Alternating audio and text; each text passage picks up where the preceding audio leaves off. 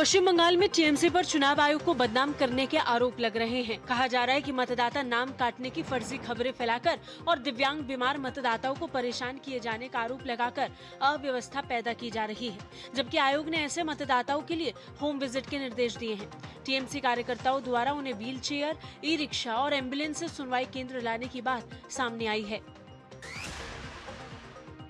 BJP प्रवक्ता गौरव भाटिया ने press conference कर राहुल गांधी और पश्चिम बंगाल की ममता बनर्जी सरकार पर तीखा हमला बोला है। उन्होंने आरोप लगाया कि राहुल गांधी भ्रम की राजनीति करते हैं और वोट चोरी जैसे बेबुनियाद आरोप लगाते हैं। गौरव भाटिया ने कहा कि पश्चिम बंगाल में कानून व्यवस्था पूरी तरह ध्वस्त हो चुकी है और वहां जंगल राज फल फूल रहा है।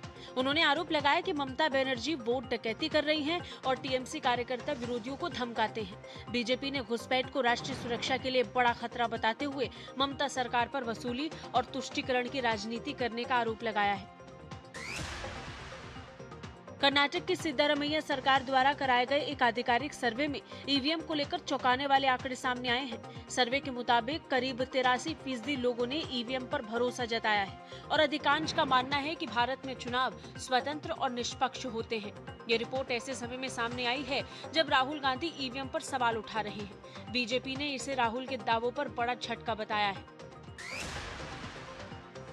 केंद्रीय स्वास्थ्य मंत्री जेपी नड्डा ने नई दिल्ली में इंडियन फार्माकोपिया 2026 को जारी किया।